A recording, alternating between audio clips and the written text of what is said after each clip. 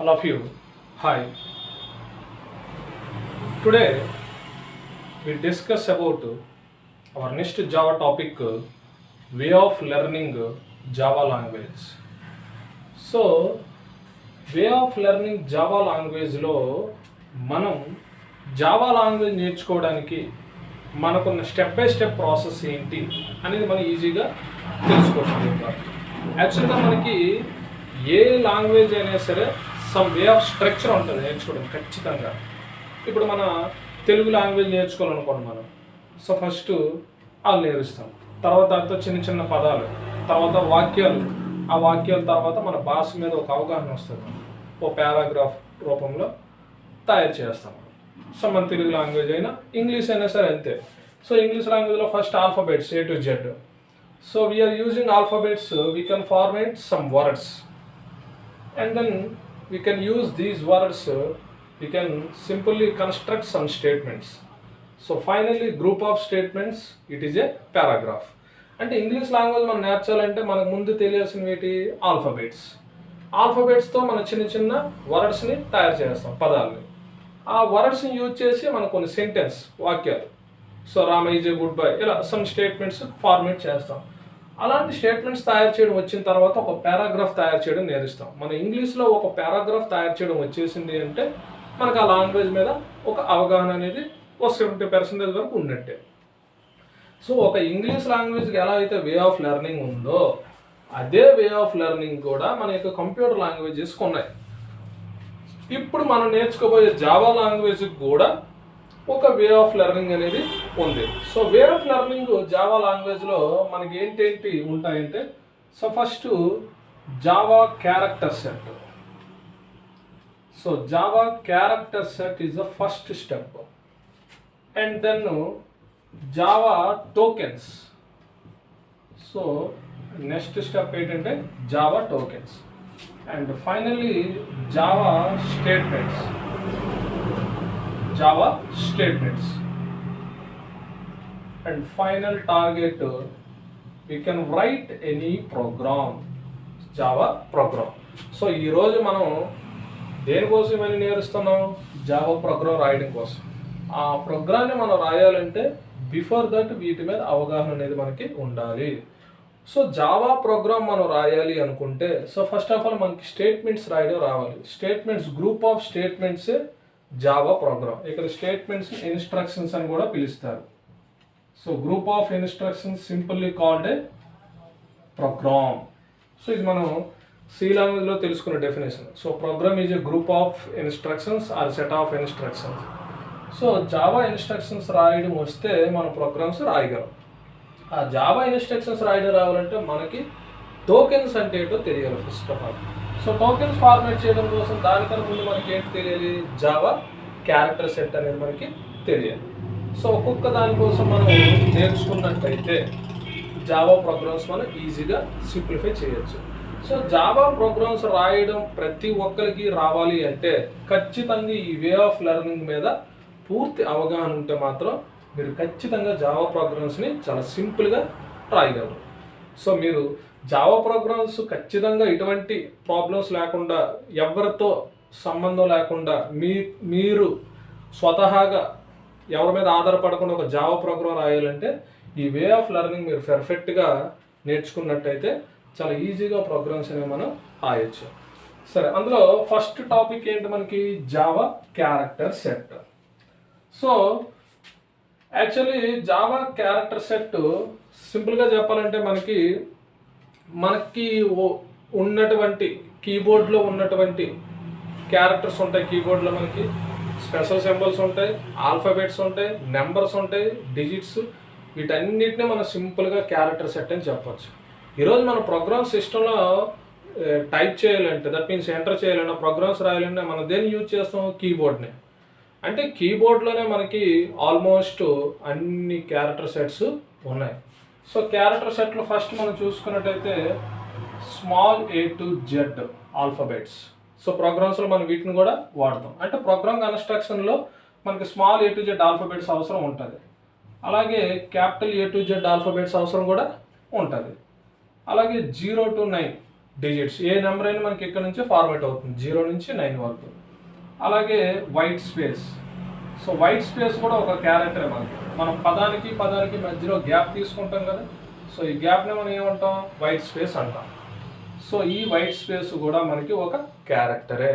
So ఇక్కడ మనం తీసుకునే ABCD up to Z, so each and every one character. So it is one of the part of Java characters. అలాగే capital A, capital B, capital C up to capital Z, each and every character is one of the character set of Java. అలాగే 0, 1, 2, 3, 4, 5 up to 9. So 9 తర్వాత మనకు వచ్చే ప్రతి ఒక్క number కూడా ఈ 10 digits నుంచి ఫార్మేట్ అవుతుంది. ఈ all digits are one of the part of Java characters. And finally white space. ఒక పదానికి ఇంకొక పదానికి మనం ఇచ్చినటువంటి ఒక వైట్ స్పేస్ గ్యాప్నే వైట్ స్పేస్ క్యారెక్టర్ అని మనం చెప్తాం. ఈ వైట్ స్పేస్ క్యారెక్టర్ కూడా one of the character set of a Java. So ఇదంతా కూడా మనకి తెలిసిన టాపిక్కే, తెలియనిదైతే కాదు, చాలా సింపుల్ బేసిక్ మ్యాథమెటికల్గా మనకి తెలిసిన ఐడియాస్ ఇవన్నీ కూడా. మ్యాథ్స్లో మనకు ఉన్న డిజిట్స్, అలాగే ఇంగ్లీష్లో ఉన్న ఆల్ఫాబెట్స్, అలాగే కీబోర్డ్లో మనం ఎప్పుడు ఉపయోగించే వైట్ స్పేస్. సో ఇవన్నీ కూడా మనం సింపుల్గా ఏమని చెప్తామంటే జావా క్యారెక్టర్స్. ఇది పెద్ద కష్టమైన టాపిక్ అయితే ఏమీ కాదు. సో నెక్స్ట్ మనకి జావా వే ఆఫ్ లెర్నింగ్లో నెక్స్ట్ టాపిక్ ఏంటి, మనకి Java tokens. Java tokens. So Java టోకెన్స్లో ఫస్ట్ ఆఫ్ ఆల్ టోకెన్ అంటే ఏంటంటే సింపుల్గా individual unit of a program. Individual unit of a program. So ఒక ప్రోగ్రాంలో ఒక ఇండివిజువల్ యూనిట్నే మనం ఏమని చెప్తామంటే టోకెన్ అని చెప్తాం. అదే జావా ప్రోగ్రామ్ యొక్క ఇండివిజువల్ యూనిట్ అయితే జావా టోకెన్ అంటాం. సి ప్రోగ్రామ్ ఇండివిజువల్ యూనిట్ అయితే సి టోకెన్ అని చెప్తాం. నువ్వు ఏ ప్రోగ్రామ్ లాంగ్వేజ్లో ఇండివిజువల్ యూనిట్ నువ్వు కన్సిడర్ చేస్తే ఆ యొక్క ప్రోగ్రామింగ్ లాంగ్వేజ్ యొక్క టోకెన్ అవుతుంది అది. సరే, ఇప్పుడు ఈ టోకెన్స్ అనేవి మనకి కొన్ని టైప్స్గా డివైడ్ చేయబడ్డాయి. So first of all keywords, and second one identifiers, and third one literals, and operators, and finally separators. So these are the tokens of a Java program. So Java token అంటే ఏంటంటే individual unit of a Java program, simply Java token. So సింపుల్గా చెప్పాలంటే same as words in English. ఇంగ్లీష్లో మనం words చెప్తాం కదా, suppose good boy. So this is the two words. Good, it is the one of the word, boy is the one of the word, and alternately Rama is the one of the word. ఈ మూడు words కూడా 4 క్యారెక్టర్లు 3 క్యారెక్టర్లతో format అయ్యాయి. అంటే ఆల్ఫాబెట్స్లో ఉన్నటువంటి క్యారెక్టర్స్తో format అయ్యాయి. So ఈ వర్డ్స్నే మనం ఇంగ్లీష్లో పిలుస్తాము. ఆ ఇంగ్లీష్లో ఉన్న వర్డ్స్నే జావాలో ఏమని చెప్పుకోవచ్చు, మనం టోకెన్స్ అని చెప్పుకోవచ్చు. సో ఈ టోకెన్ ఫార్మేట్ అవ్వాలి అంటే మనకి దీనికన్నా ముందు ఏంటి, జావా క్యారెక్టర్స్. ఇవన్నీ జావా క్యారెక్టర్ సెట్లు ఆల్రెడీ మనం చూసాం. అయితే ఇప్పుడు ఈ టోకెన్స్ మనకి 4 టైప్స్. సో ఫస్ట్ వన్ ఏంటి, keywords, identifiers, literals, operators, separators. So first of all keywords means reserved words. Reserved words అంటే ఆల్రెడీ డిఫైన్డ్, అంటే సింపుల్గా చెప్పాలంటే ప్రీ డిఫైన్డ్, ముందే తయారు చేసిన వర్డ్స్ అనమాట. అంటే జావా ప్రోగ్రామ్ అవని ఏ ప్రోగ్రామింగ్ లాంగ్వేజ్ అయినా కీవర్డ్స్ మస్ట్ అండ్ షుడ్గా ఉంటాయి. ఈ కీవర్డ్స్ పని ఏంటంటే మనము ప్రోగ్రాంలో కొన్ని పనుల కోసం డిఫైన్ చేయబడినవి అనమాట. ఇవి ప్రీ డిఫైన్డ్ అంటే ముందు అవసరం వచ్చేటప్పుడు వాటిని మనం యూజ్ చేయొచ్చు. ఇప్పుడు జనరల్గా చెప్పాలంటే మనం వస్తువుల్ని పిలవడం కోసం వస్తువు ఉపయోగం వచ్చేటప్పుడు దానికి ఒక పేరు పెట్టి పిలుస్తాం మనం.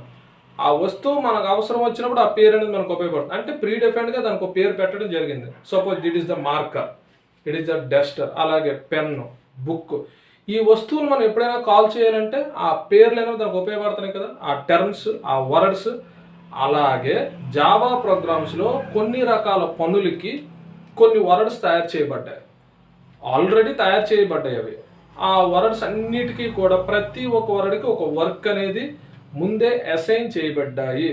సో ముందే వర్క్ని అసైన్ చేయబడ్డాయి కాబట్టి వాటిని ప్రీ డిఫైన్డ్ వర్డ్స్ అని పిలుస్తారు. సో ఈ ప్రీ డిఫైన్డ్ వర్డ్సే రిజర్వ్డ్ వర్డ్స్, అంటే ఆల్రెడీ ముందే తయారు చేసి ఉంచుకున్నాం. రిజర్వ్డ్ అంటే ఇప్పుడు మనం సీట్ రిజర్వేషన్ చేసుకుంటాం, ముందే దాన్ని మనం ఆక్యుపై చేసినట్టు.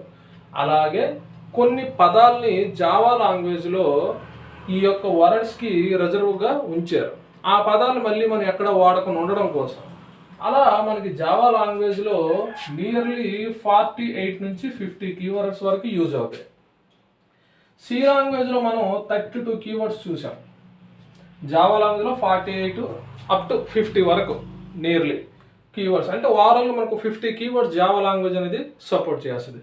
ఈ కీవర్డ్స్ ఆల్రెడీ కంపైలర్కి తెలిసి ఉంటాయి. ఎందుకు మన ప్రోగ్రామ్ని ఎవరు చదువుతారు? ఫస్ట్ కంపైలర్ చదువుతుంది. సో ఆ కంపైలర్కి దీని యొక్క మీనింగ్ ఖచ్చితంగా ముందే తెలిసి ఉంటుంది. అంటే సింపుల్గా కీవర్డ్స్ అంటే whose meaning is already known by compiler. ఎవరి ఏ పదం యొక్క అయితే మీనింగ్ ముందే కంపైలర్ తెలిసి ఉంటుందో వాటిని మనం ఏమని చెప్పొచ్చు? కీవర్డ్స్ అని చెప్పచ్చు. అలాగే కీవర్డ్స్ని alternately called as the reserved words and also predefined words. అంటే ఫైనల్గా మన కీవర్డ్స్ అంటే ఇక్కడ తెలియాల్సింది ఏంటంటే జావా ప్రోగ్రామ్ రాయడం కోసం కొన్ని ప్రీ డిఫైన్డ్గా ముందే కొన్ని వర్డ్స్ కొన్ని పనుల కోసం తయారు చేసి ఉంచారనమాట. Some words are predefinedly defined for some works to use in a Java program. జావా ప్రోగ్రాంలో కొన్ని రకాల పనుల కోసం ముందే తయారు చేయబడిన కొన్ని యొక్క వర్డ్స్ని మనం ఏం చెప్తామంటే కీవర్డ్స్ అంటాం. సో ఇవి మనకి సి లాంగ్వేజ్లో ఒక 32 వరకు ఉంటాయి, జావా లాంగ్వేజ్లో ఒక 50 వరకు ఉంటాయి కీవర్డ్స్. సో ఈ కీవర్డ్స్ మనం ప్రత్యేకించి నేర్చాల్సిన అవసరం ఏం లేదు. ఈ 50 కీవర్డ్స్ కూడా మన ప్రోగ్రామ్ రాస్తున్నప్పుడు అలవాటు అయిపోతాయి మనకి. ప్రత్యేకించి దాన్ని మనం నేర్చుకొని మైండ్లో రిమెంబర్ చేసుకోవాల్సిన అవసరం అయితే లేదు. మన ప్రోగ్రామ్స్లో అవి అలవాటు అయిపోతుంటాయి, అలవాటు అయ్యి మనకు ఆటోమేటిక్ గుర్తుండిపోతాయి. సో ఇవి కీవర్డ్స్ అంటే. సో నెక్స్ట్ వన్ ఏంటంటే ఐడెంటిఫైయర్స్. సో ఐడెంటిఫైయర్స్ అంటే simply names. Identifier simply nothing but names. So identification ఇందాక మనం మాట్లాడాం, ఇది డస్టర్ అని దీనికి ఒక ఐడెంటిఫికేషన్ ఏంటి? దీని పేరు ఏంటి? డస్టర్. ఇదే దానికి ఐడెంటిఫికేషన్. ఇప్పుడు ఇట్ ఈజ్ ఎ మార్కర్, దీని ఐడెంటిఫికేషన్ ఏంటి? మార్కర్ అనే పేరు. అలాగే యు ఆర్ ద బాయ్, నీకు ఐడెంటిఫికేషన్. లేదా నీకు సమ్ పేరు, సాయి అనే పేరు నీ పేరు. సో నీకు ఐడెంటిఫికేషన్ ఏంటి? సాయి. పలానా బుక్, ఆ బుక్కి ఆ వస్తువుకి ఐడెంటిఫికేషన్ ఏంటి? బుక్. ఒక మొబైల్, సో ఆ వస్తువుకి ఐడెంటిఫికేషన్ ఏంటి? మొబైల్. సో మనం వస్తువులన్నిటికీ పేర్లు పెట్టుకున్నాం. సో పేర్లు పెట్టుకోవడం దేనికి? వాటిని ఐడెంటిఫికేషన్ కోసమే. లేదంటే వస్తువుల పేరు లేకపోతే అది ఇవ్వు, ఇది ఇవ్వు, అల్లది ఇవ్వు, ఇల్లుది ఇవ్వు అంటూ ఉంటాం. సో అలా కాకుండా పలానా పర్టికులర్గా డస్టర్ ఇవ్వు, పర్టికులర్గా మార్కర్ ఇవ్వు, లేదా పర్టికులర్గా సాయి అని అబ్బాయి నువ్వు లిగు. ఇలా ఖచ్చితంగా మనం ఆ యొక్క వస్తువులు కానీ ఆ మనిషిని కానీ కాల్ చేస్తున్నాము అంటే వాటికి సమ్ ఐడెంటిఫికేషన్ ఉండడం వల్లే.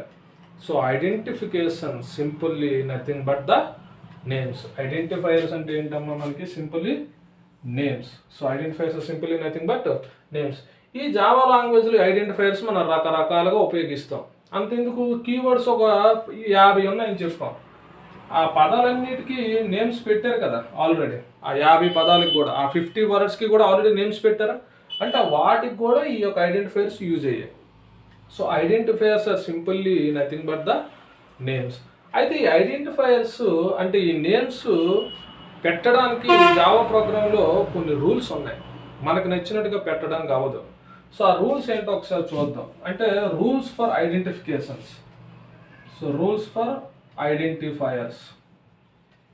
సో రూల్స్ ఫర్ ఐడెంటిఫైయర్స్లో మనకి ఫస్ట్ రూల్ ఏంటంటే first letter must be an alphabet. నువ్వు ఏ జావాలో ప్రోగ్రాంలో ఎక్కడైనా ఒక ఐడెంటిఫైయర్ తయారు చేసి ఉంటారు, ఒక పేరు దేనికో దానికి పేరు పెట్టావు అనుకో, నువ్వు ఆ పేరు పెట్టేటప్పుడు first letter must be alphabet ఉండాలి. అంటే నువ్వు సపోజు ఎక్కడో ఒక నేమ్ వాడావు, సపోజ్ రాజు. ఇది నువ్వు తయారు చేసుకున్న ఒక పదం, ఐడెంటిఫై నేమ్. ఈ నేమ్లో మొదటి లెటర్ ఏంటుంది? ఆల్ఫాబెట్ ఉంది. అంటే ఫస్ట్ రూల్ మనం ఏం చేసాం? సాటిస్ఫై చేసాం. ఓకేనా? So next one, lower case letters are allowed. Lower case and upper case letters.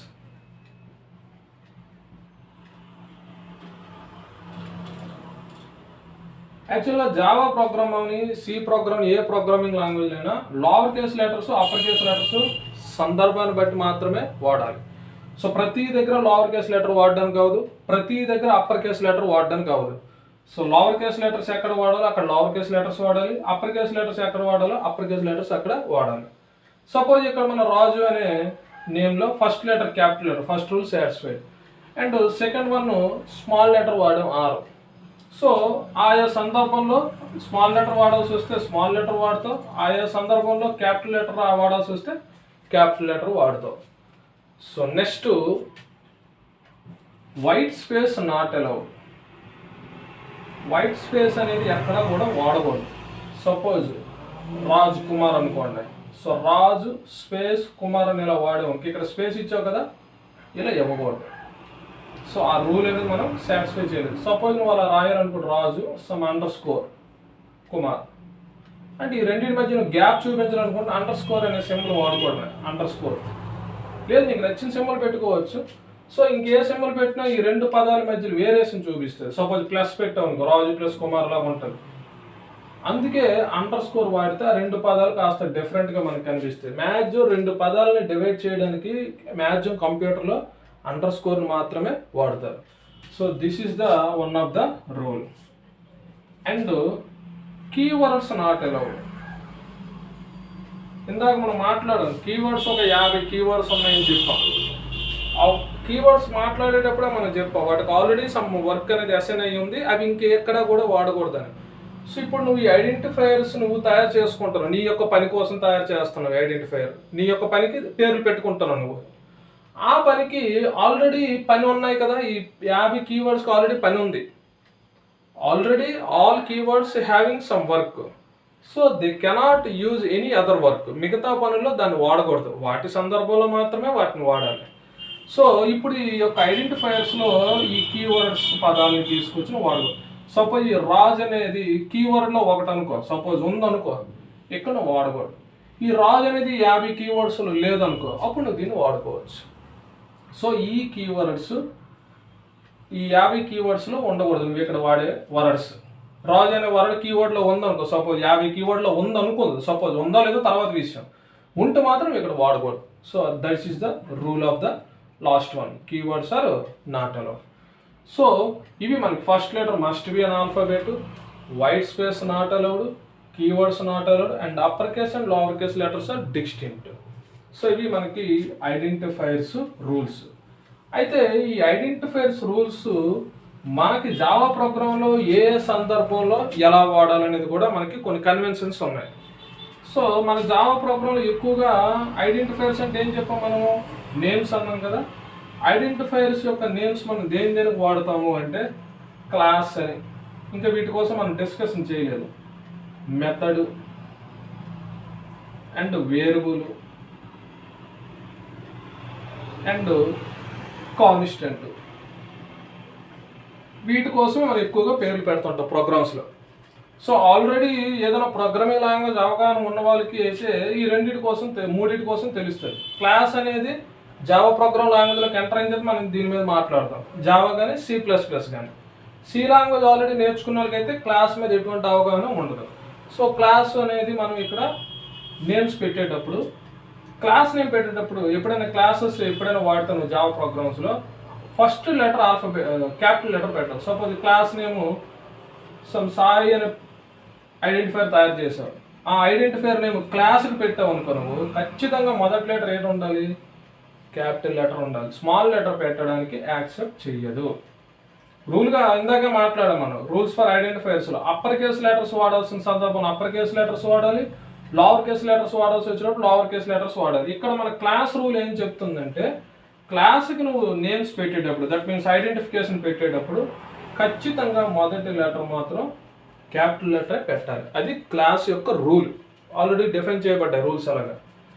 And then మెథడ్కి వచ్చేటప్పుడు మెథడ్ పేరు సపోజ్ సాయి కుమార్ అనుకుందాం.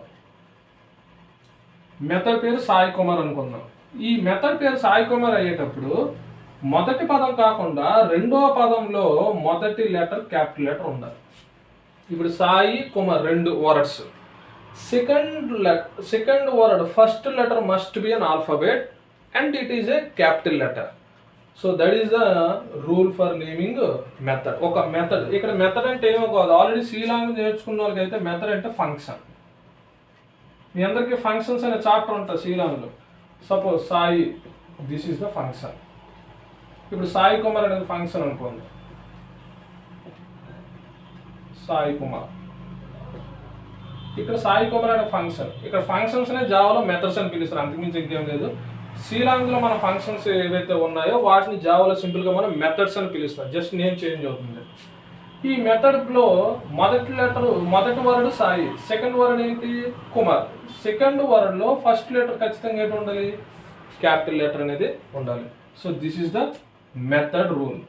అండ్ దెన్ వేరియబుల్ అన్ని స్మాల్ లెటర్సే ఉండాలి. Suppose variable sum Anil, variable name లేదు సమ్ సింపుల్ ఎక్స్. వేరియబుల్స్ దేనికోసం, value store చేసావు. Suppose ఎక్స్లో 5 అనే వాల్యూ స్టోర్ చేసావు. ఈ 5 అనే వాల్యూ ఎక్కడ స్టోర్ చేసావు, some X.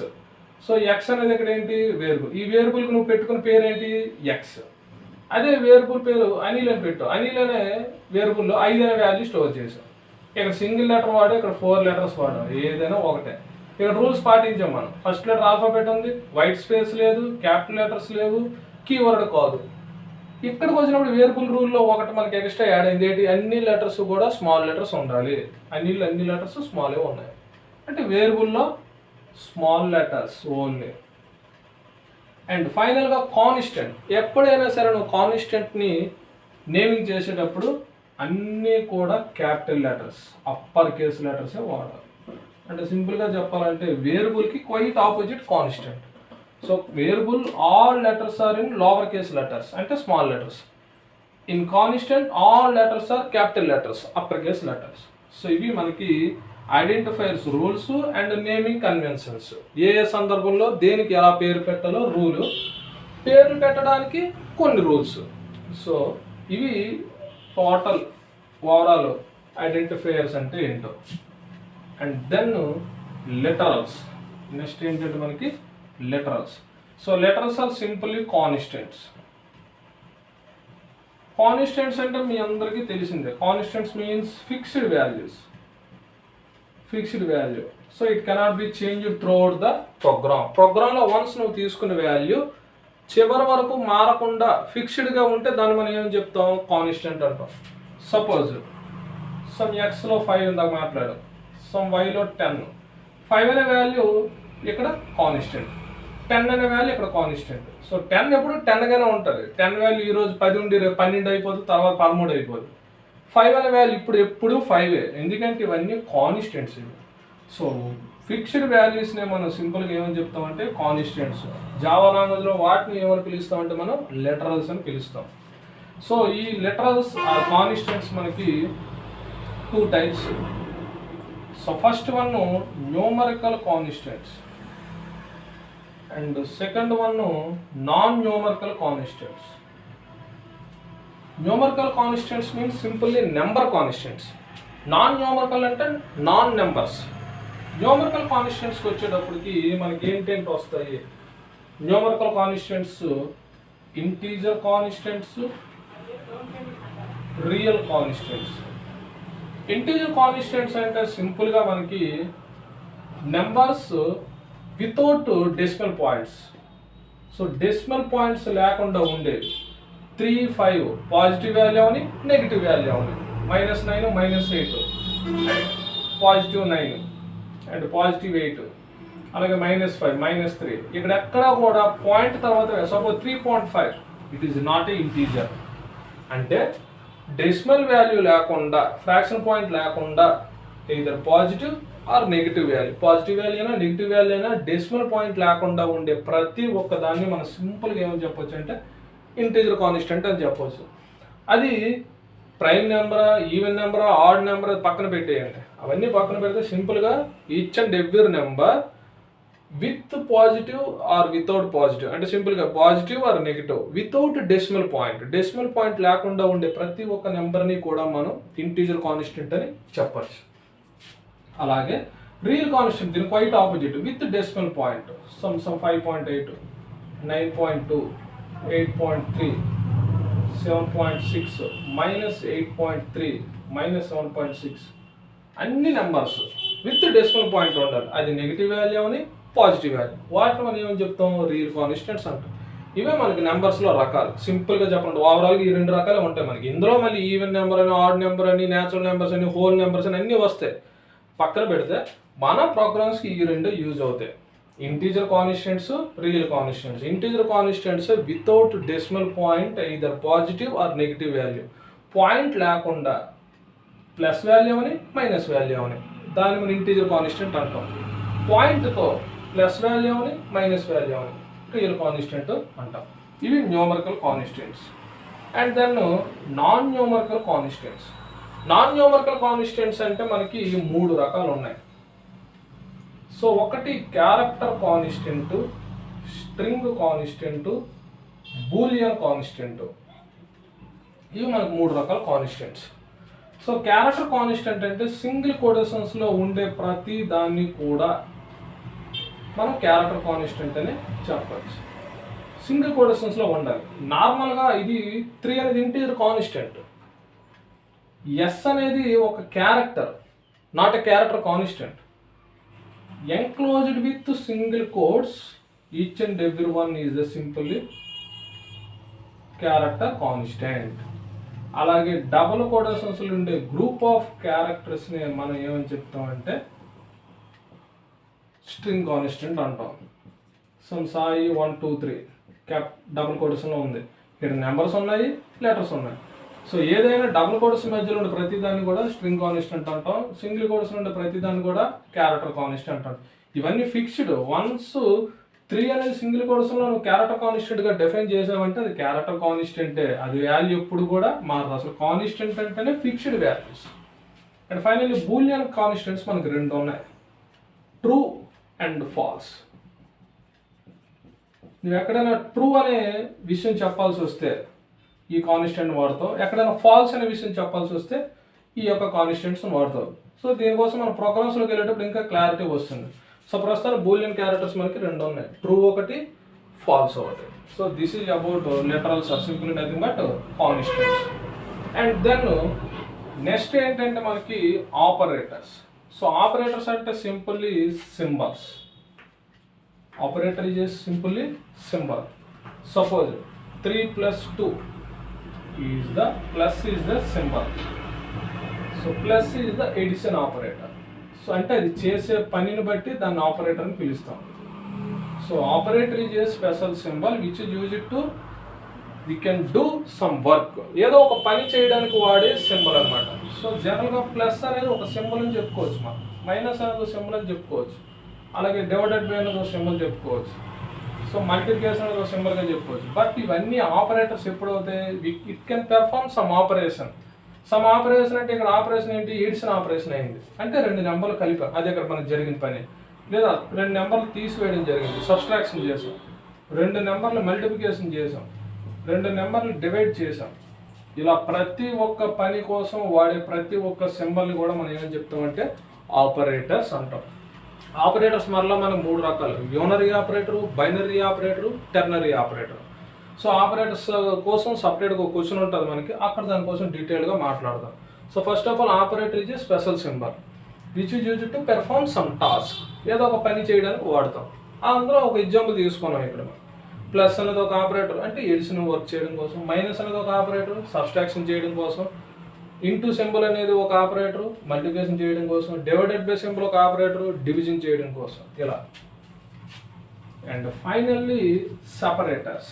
Separators also a special symbols ఇచ్చారు used to grouping some work. మన యొక్క వర్క్ని గ్రూపింగ్ చేయడం కోసం.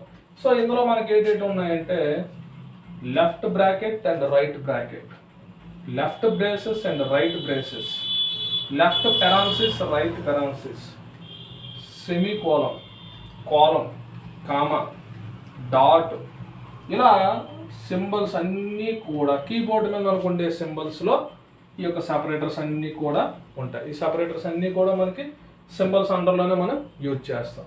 సో ఇవి మనకి ఓవరాల్గా టోకెన్స్ అని చెప్పవచ్చు. So way of learning language మనం 2 స్టెప్స్ కంప్లీట్ చేసాం. సో ఫస్ట్ స్టెప్ ఏంటంటే క్యారెక్టర్ సెట్, సెకండ్ స్టెప్ ఏంటంటే టోకెన్స్, అండ్ థర్డ్ స్టెప్ ఏంటి మనకి ఇన్స్ట్రక్షన్స్. ఈ ఇన్స్ట్రక్షన్స్ ఫార్మేట్ చేయడం కోసం టోకెన్స్తో పాటు ఇంకొక టాపిక్ అనేది మనకి ఉంటుంది, అవి కూడా టోకెన్స్ అండర్లోకి వస్తాయి. సో అవి మనం నెక్స్ట్ క్లాస్లో డిస్కషన్ చేద్దాం. Okay, thank you.